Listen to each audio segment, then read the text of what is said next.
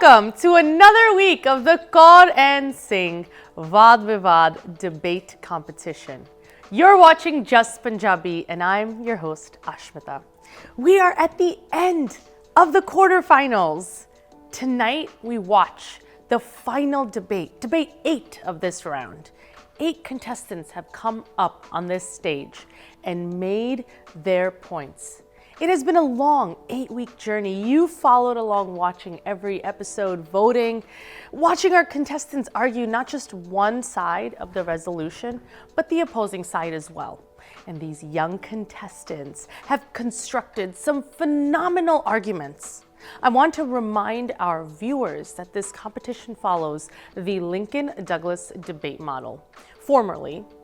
But the inspiration was Guru Nanak Dev Ji, who conducted many debates during his time with Hindu ascetics, also known as the Siddh Gosht.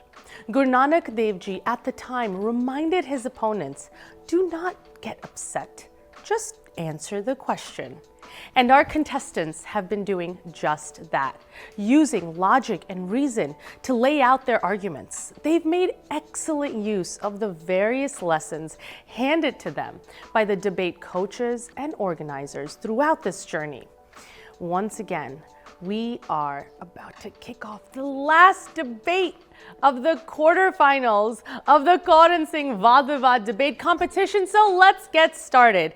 Let's welcome our contestants back on the stage. So this is your second round of debate. How do you feel going into this? I feel really good. I'm going up against a new person, so get to see a new perspective, and yeah. So what do you think about having to argue the opposite side this time? I get to see a new perspective of this whole case, but I have some really good arguments for this, and I'll get to put all my work into that, so. Perfect. Good luck. Thank you.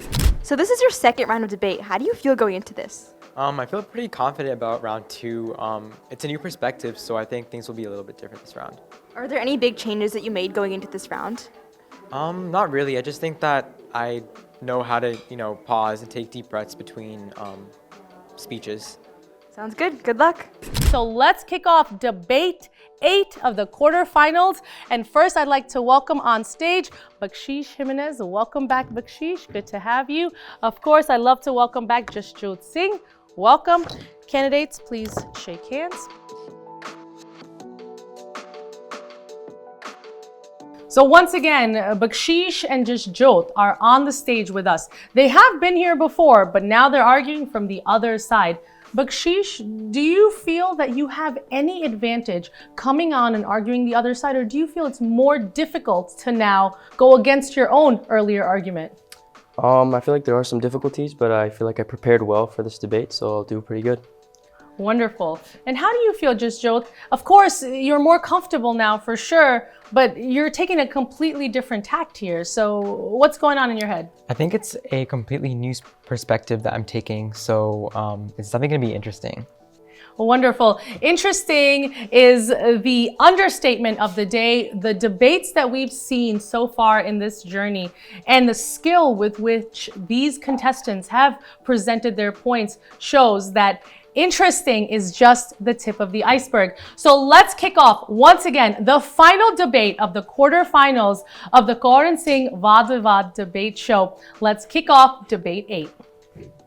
But if you're ready, we'll go ahead and start the time now. Vaheguru Ji Ka Khalsa, Vaheguru Ji Ki Fateh. I affirm the resolution that a Sikh Gurdwara is a place of worship. My framework for this case is religious sanctity, which holds that the primary function of a Gurdwara is to provide a sacred space for devotion, prayer, and spiritual connection with Vaheguru. My first contention states that the primary purpose of a Gurdwara is worship. A Gurdwara is fundamentally a sacred space dedicated to worship, where Sikhs gather to recite prayers, participate in kirtan, and reflect on the Guru Granth Sahib's teachings. While Gurdwaras may provide additional services, their core purpose remains spiritual connection with Vaheguru. Sikhism emphasizes that true fulfillment comes from meditation, devotion, and remembering God's name, rather than engaging in worldly affairs. The Guru Granth Sahib emphasizes this spiritual focus, stating, meditate on his name, worship and adore him, and you shall be at peace forever. Shri Guru Granth Sahib, Ang 33. This quote underscores the idea that peace and fulfillment come through spiritual connection, not worldly engagements. A A Gurdwara provides Sikhs with an environment that facilitates this divine connection, ensuring that worship remains central to Sikh life. Furthermore, Guru Nanak Dev Ji states, "Without the name, there is no peace. Everything else is just an illusion." Shri Guru Granth Sahib, Ang 1323. This reinforces the idea that worship and devotion to Vaheguru are the highest priorities in Sikh life. Expanding the Gurdwara's role too far beyond its sacred function could shift focus away from prayer, Nam Simran, and divine connection, weakening Sikh religious discipline. By preserving the spiritual sanctity of Gurdwaras, Sikhs ensure that these spaces remain dedicated to worship, rather than turning into secular community centers where worldly affairs might take precedence over devotion. My second contention states that secular activities can distract from religious devotion. While Sikhism encourages community service, allowing too many secular activities within Gurdwaras can distract from spiritual discipline. Sikh teachings emphasize that Nam Simran and Gurbani are essential for achieving oneness with Vaheguru.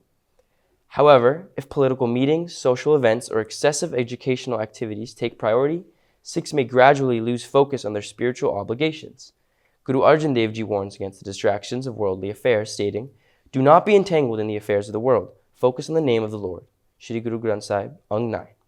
This highlights the need to prioritize special devotion over worldly distractions. While Sikhism encourages engagement in social causes, these activities can take place outside the Gurdwara, ensuring that worship remains the primary focus within its sacred walls. Additionally, Guru Nanak Dev Ji reminds Sikhs of the importance of maintaining spiritual discipline. One who forgets the name of the Lord, even if they engage in countless worldly affairs, gains nothing. Shri Guru Granth Sahib, Ang 218. This reinforces the idea that overemphasizing secular activities within Gurdwaras can weaken spiritual commitment. If the Gurdwara becomes a place for debates, activism, or social initiatives, it risks losing its primary purpose as a space for prayer and reflection. To maintain religious sanctity, Sikhs must ensure that Gurdwaras remain focused on their spiritual mission. My final contention states that expanding the role of Gurdwaras risks diluting religious identity. Sikhism has a distinct religious identity centered on devotion, discipline, and the teachings of the Guru Granth Sahib. If Gurdwaras begin to function primarily as political, educational, or social institutions, they risk losing their sacred nature over time. The primary role of Gurdwara must remain spiritual, ensuring that Sikh traditions and teachings are passed down without dilution or external influence. Guru Granth Sahib teaches that the path to God is through devotion, not worldly engagements, stating, "The temple and the mosque are the same, as are the Hindu and Muslim ways, but the path to God is through devotion." This reinforces the idea that a place of worship should remain a place of worship, rather than transforming into a multi-purpose venue. Throughout history, religious spaces that became too entangled in worldly affairs often lost their spiritual essence, leading to weakened religious discipline among followers. Thank you so much. So after that, we will move to the negatives speech, if you're ready. May I have 2 minutes prep time? Thank you. Your time starts now.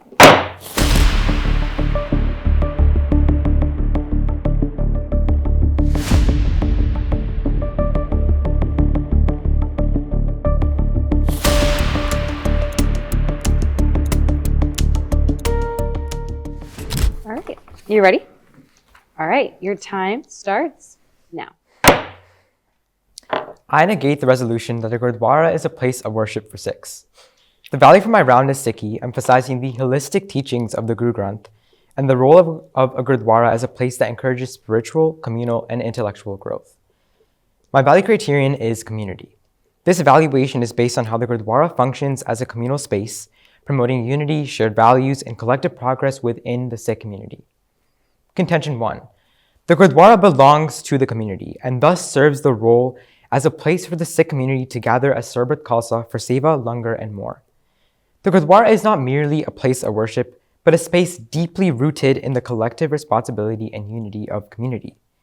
Historically, the Gurdwara has been a communal hub where Sangat comes together for service and to partake in Langar. These practices are integral to Sikh teachings, demonstrating how Gurdwaras include both spiritual and social well-being. Sikhs actively contribute to the Gurdwara's upkeep and activities, ensuring it is a living, breathing institution of service and unity.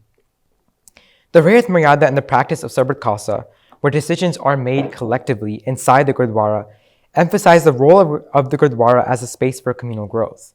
For example, Gurdwaras around the world, such as Gurdwara Sahib Sukhsagar, or a Gurdwara highlighted by Forbes article by Manswini Kaushik, found that during the COVID-19 pandemic, Gurdwara Rakabganj in Delhi opened a 400-bed care center and provided meals and supplies during India's 2021 coronavirus surge, showing how Gurdwaras serve as lifelines for their communities, translating Sikh values into real-world action.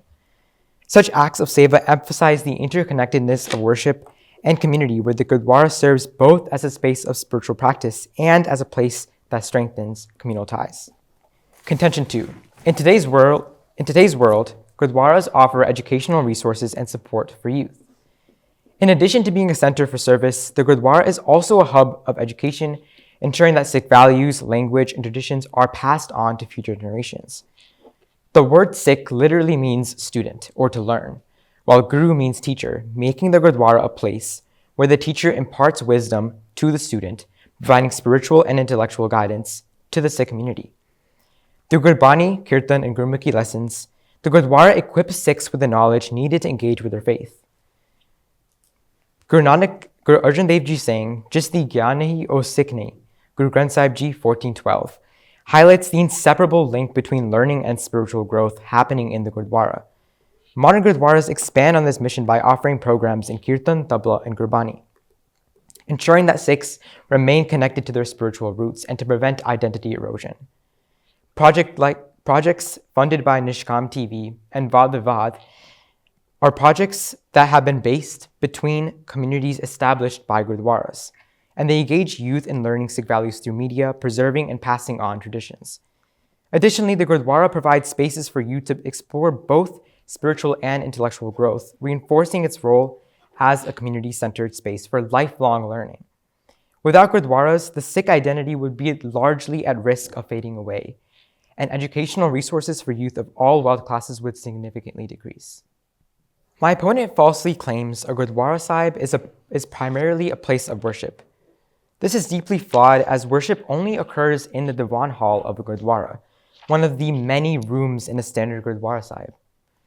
The Langar Hall, classrooms, and community spaces are just some of the rooms provided by standard Gurdwaras around the world, but they serve entirely different functions. They provide food, education, and a place to make decisions.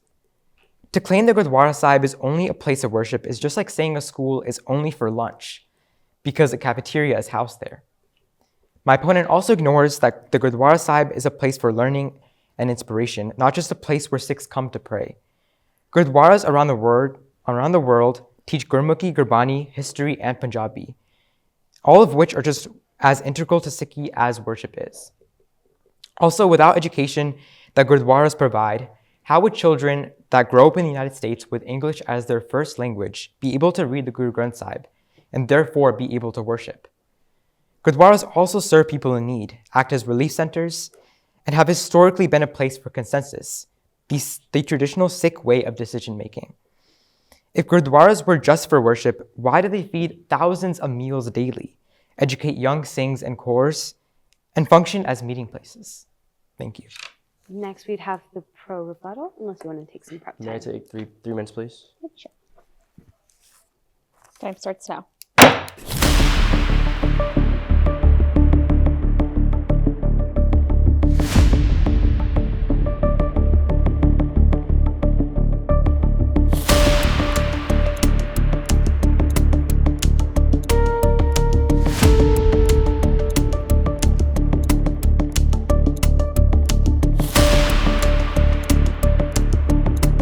So that's 3 minutes on the clock for pro. Your time starts now. My opponent states that Langar and the Sarbat Khalsa represents unity and well-being of the Sikhs. But, however, it could also be argued that this also represents worship in a community. This also represents worship in the Langar Hall. He also states that a Gurdwara provides foreign aid, but this service could also be argued that it could be used outside of the Gurdwara. Shelter, food, and other services could be provided in a different building, such as education as well. He also states that education and learning is inside of the Gurdwara and relates to the Gurdwara, but it can be argued that education can be taught outside of Gurdwara and can be used in a different manner. Like, for example, I am a TA, and many students aren't exactly focused on what we are learning. So it's better to take that learning into a different region instead of having it focused where we primarily do our worship with the Guru Granth Sahib. So it's also better to incorporate that. And he also has a hard time connecting back the fact that with foreign aid, he doesn't connect it back to his framework of holistic teaching and how it helps influence growth. So he's unable to state that. So I believe there's many different ways we can understand how education and being in a community is actually tied to worship, and how worship isn't just sitting in front of the Guru Granth Sahib. It's more also there's different ways of seeing worship as talking with others, learning, and many different aspects of this. And that concludes my rebuttal. All right, so then we'll also have 3 minutes for the prose crystallization. Are you ready, or do you want to take some time? Can I have 3 minutes? Sure. Thank you. Your time starts now.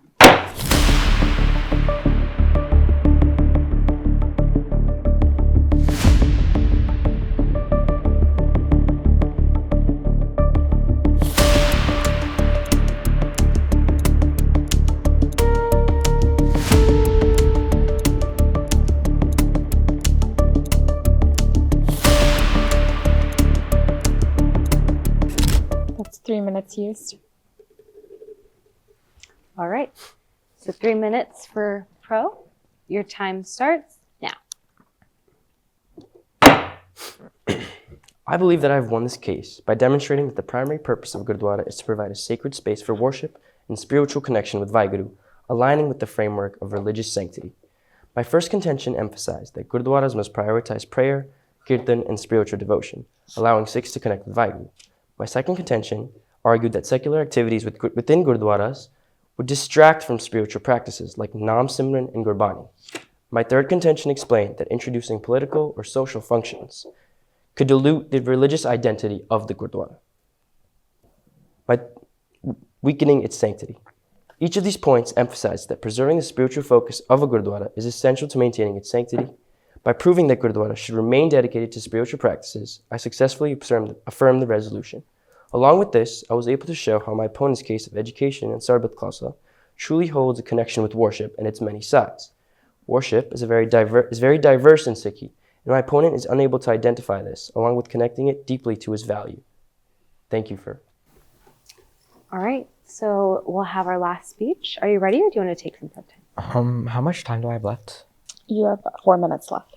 Could I get all 4, please? Sure. Thank you. Your time starts now.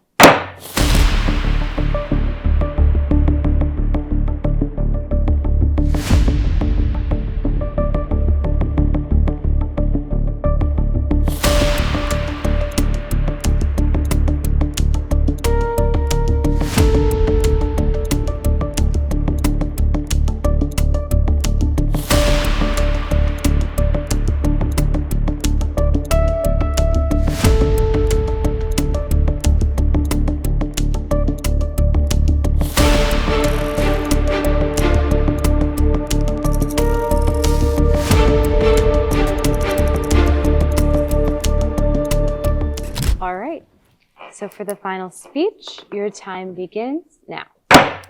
Now I will crystallize the key points I've decisively won and showcase how they systemically beat my opponent's case.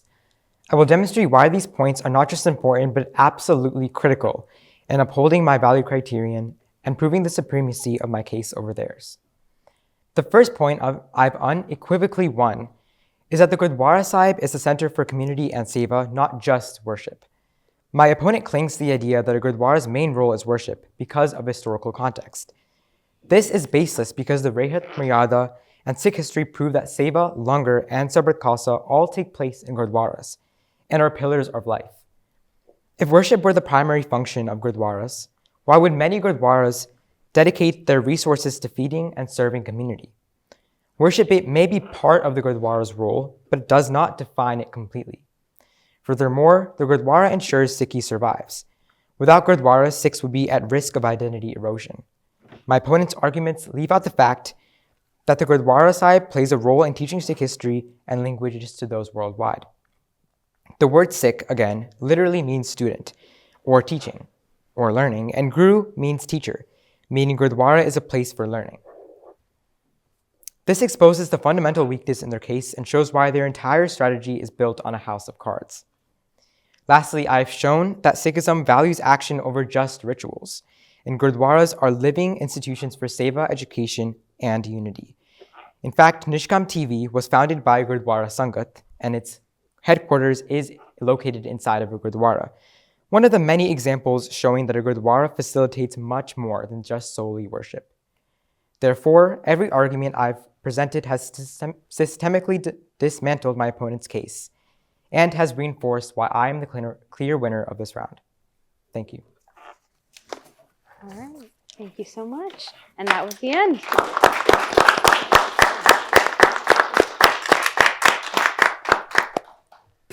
All right, now that you finished both rounds, how do you feel coming out of that?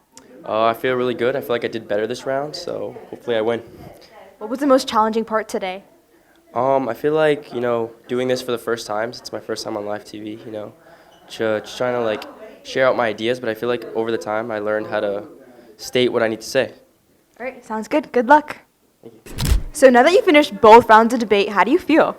I feel great. I think my last round just went way better than my first round, so feeling pretty confident. So if unfortunately that was your last round, what did you take out from all of this? I think I still believe in myself, and I still made it to quarterfinals, which is still a big accomplishment. So I think that's pretty much it. Do you think you won? I'm not too sure about that. All right, good luck. Okay, so our last debate, we've heard so many different arguments. I think even despite hearing so many arguments and variations of cases, there still were some kind of novel arguments or even ways of rebuttals. So what kind of things did you hear that were novel, that stuck out to you, even after seeing this kind of case and doing it multiple times? And do any of those factor in all of your all's decisions? So I'll start off with by saying that both sides, they had relatively good arguments to start off with. I'll just point out a few things that caught my eye. With the pro side, it was specifically secular activities. I think, and then I guess the con. One thing that really caught me, really shook me a little bit was the place of education and wisdom. And then he brought up I think he was the first one that brought up the gurus used it as a place of worship, or not a place of worship, sorry, a place of education. I really haven't actually heard that literally all day, which is people have been saying education, but they never said the gurus taught education, actual maths and subjects and stuff like that. So yeah. I think in a similar way, in the pro, I was actually going to say the diluting of the teachings argument was really interesting to me, because he was as his last contention, if too many things are happening, you're diluting the identity or the strength of the Sikh identity. Uh-huh. But then I also was really impressed by an argument that I haven't heard all day, which was this idea of, we've heard references to it, but he really hammered home this idea that Gurdwara is actually the reason that the Sikh faith is able to stay alive, especially within North America, and that you continue using it not just as a place where Gurbani and Kirtan happen, but as a place where you're learning about the future of Sikhi. So I thought that was really interesting. And then his framework of community. I think the pro also had, again, we were just saying, really strong arguments. But in the beginning of their speech, they did define worship in a very limited way to meditation, devotion, and meditation, devotion, and to constantly adore the Guru. So I thought that was an interesting thing to keep in consideration as his definition of worship. I think just going off your last point, that kind of puts the burden on the negative case. Yeah. To help, really define what worship is, or especially negate that in a way that it encompasses more than just devotion, kirtan, and Gurbani. So I think that's going to be very important for us to see if the negative was able to make that case of really does worship expand beyond the three things mentioned by the affirmative case, Or does the Gurdwara expand beyond this? I think one point on the affirmative case is contention 3, which I think is something it's fairly new concept that we haven't really heard a lot, is bringing additional things in politics or external activities outside of the Sikh community can help distract and decrease engagement here. So make the Sangha who's focused on what's important in the religious aspect in terms of like and referencing historical events that might have done that without like explicitly saying which historical events that they were referring to. So I would have loved to see like a card on this in terms of at least explaining which specific historical events. Like I'm sure we can all think of many, but it would be nice for like to provide a specific example instead of like blanketing that. Yeah, and then the pro actually brought up a while very limited, I guess you could say, clashing and limited rebuttal. They did bring up a rebuttal of like it was a little bit hard to understand in the beginning, where like they said like the like other activities can happen outside of the Gurdwara. What I think he was trying to say, which he kind of cleared up a little bit afterwards, was like saying like I think he was referring how like at a school, like you know like schools that we go to, right? Like they have cafeterias, but like they're not defined as a cafeteria because there's different parts to it. Yeah. I think what he was trying to do was trying to create like juxtapose that to a to a Gurdwara where like just because they have a langar hall, just because they have a kitchen, doesn't necessarily mean that is part of it. That like basically saying that the main point is for worship. Other than that, I really didn't see much rebuttaling. It was more of like just this repetition of, I guess you could say, of like place of worship. Everything is done through worship, kind of very vague though. But like the pro, like he said that the Sarbat Khalsa is worship, which I was so confused. I was like. He didn't elaborate on that or anything. So the Khan was the original. Yes. And he was right. He was saying that Sarbat Khalsa is something that happens within Gurdwaras, but is not explicitly worship because it's making decisions on behalf of the Sikh community. So I actually thought that was compelling because I haven't heard that argument much today. Another thing I was going to say, similar to what you were saying, is that another thing that I think the Khan did well, and I wish he expanded and emphasized it more because it was a good point, but he said that the reason why the education happening at a Gurdwara is unique is because it helps you worship. Like the education at the Gurdwara leads to understanding of Guru Granth Sahib Ji and therefore allows you to worship. So I thought that was really smart because he was picking up on a point of like, this is not an education that you get outside of the Gurdwara. It's something that helps you worship. And then the other point I was going to say on the pro side, well, I was really convinced by a lot of those arguments that he initially gave us in the beginning. I think there was a bit of contradiction based off of what you were saying, because he did say in his contention that secular activities basically detract. And when he was talking about those secular activities, he was talking about things like, I don't know if exactly he cited longer, but I think there were implications that like other things that were not what he said, meditation, devotion, were secular, which is why then in his rebuttal speech, when he was saying, well, you know, worship can be multifaceted, in referring to Sarbat Khalsa and Langar, I was like, well, if we call those secular activities, we can't then call those worship. Yeah, I definitely think based on this, the negative definitely had a better rebuttal strategy and points versus the affirmative case. I think the negative, like you said, there's 2 points in terms of like Gurdwaras have other like rooms devoted to different activities, but that doesn't define what they are. And then also teaching Gurbani in the Gurdwara can help, you know, like do better worship. So those are 2 points that really on the rebuttal stand out, versus the affirmative rebuttal is kind of really just skirting around the topic of like there's different forms of worship, but like the worship that I mentioned is still important, and all of these other activities can happen outside.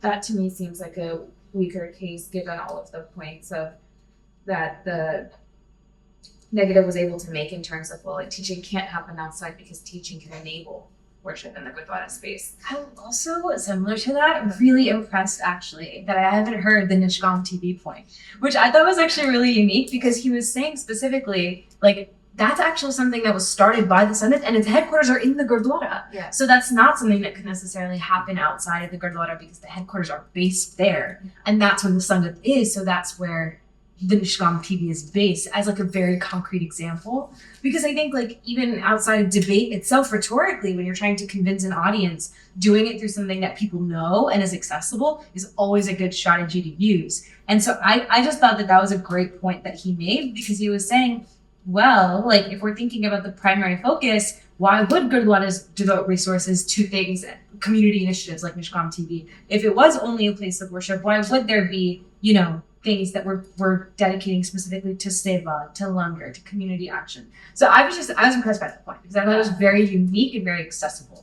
And I also think like the negatives, like whole aspect of identity through preserving like Sikh youth and educating them through the Gurdwara system, like it's definitely something that still flows. I know we talked about that earlier in the round, but it sounds like we're kind of reaching a consensus. And then speaker points, well, yeah.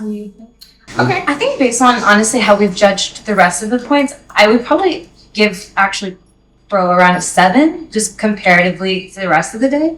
And I would give Con an 8. Yep. I think I agree with you. The pro and the affirmative case would get a 7 from my side, and then the negative would get an 8. Yeah, okay.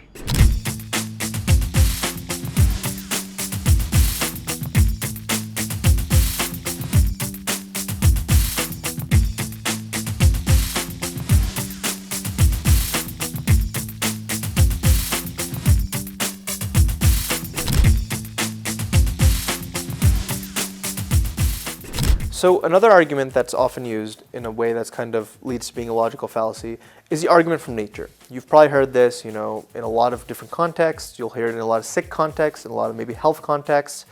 It's when people say, well, in nature it's like this, or this is the natural way to do it. While it may be true sometimes to bolster arguments from science, from the way nature is done, you should always try to examine that very carefully.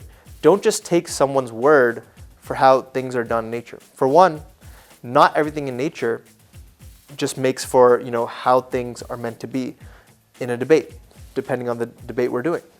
Secondly, someone's definition of nature can depend a lot based on their cultural context. Someone in the West might have a very different context of what's natural to them than someone from the East, someone from Punjab. So someone from the 1900s is going to have a very different idea of what's natural to them and what's just part of nature than someone from our modern day. So keep that in mind when making arguments and try to avoid this fallacy in your day-to-day life as well as in your arguments. Welcome back once again. We are officially at the end of the quarterfinals of this competition.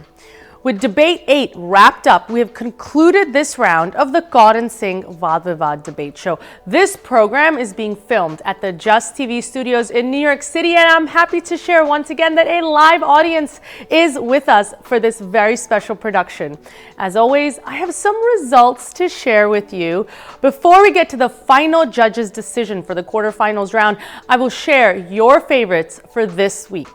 The audience favorites for debate 8 of the VAAD-VIVAAD competition is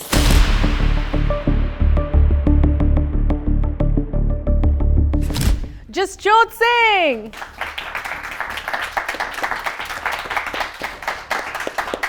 Congratulations, Jasjot. The audience thought you conducted an amazing debate this week. What do you have to say to them?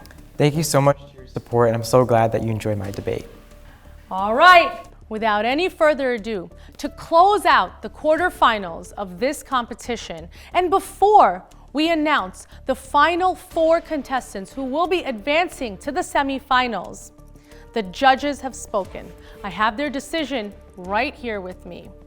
The winner of debate 8 of the Kaur and Singh VAAD-VIVAAD competition is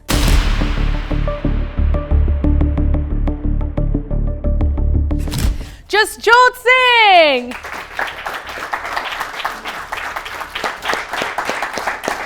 Congratulations.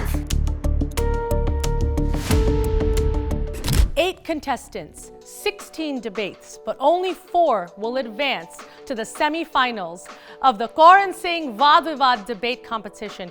All of the contestants are here with me on stage. And first of all, can we get a huge round of applause for these amazing contestants?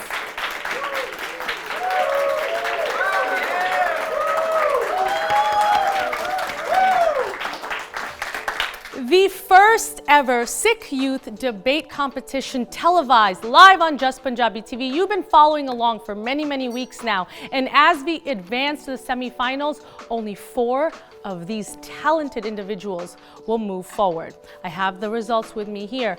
As you know, we've been following the Lincoln Douglas debate format. They are not just evaluated on their debate performance by our judges, but speaker points, which come in handy in the case of an extremely close race or a tiebreak. So today, I will be sharing with you which of these talented individuals will be moving on to the semi-finals. Moving on as a double winner will be Bhavit Singh, Sumer Singh, Jasjot Singh, and in the debate between Ruhani and Samir, even though Samir was the winner of the debate, Ruhani was able to move forward by win of speaker points. So Ruhani will be advancing to the semi-finals.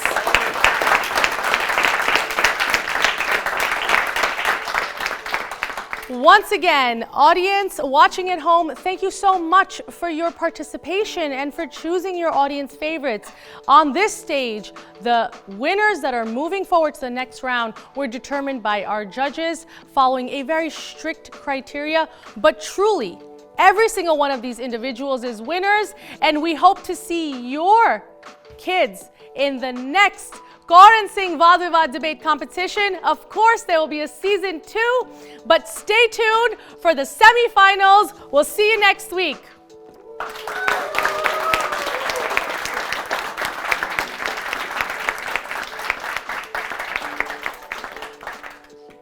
Thank you so much for watching the Kaur & Singh VAAD-VIVAAD debate show.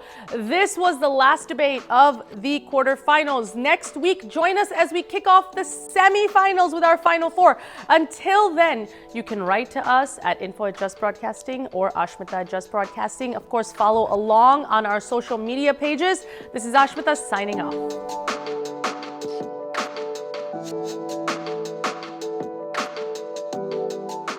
I'm Upkaran Singh Pogal, a tech professional and real estate investor. Like many people, I used to think the only way to build wealth was by working hard at a 9-to-5 job. That all changed when I read Rich Dad, Poor Dad. The book opened my eyes to the power of investing, how real estate can create passive income and long-term wealth rather than just relying on a paycheck. I realized that building a portfolio of properties was a way to create financial freedom and gain control over my future. So, I dove into real estate investing, and let me tell you, it's been one of the best decisions I've ever made. Investing is key to securing financial independence.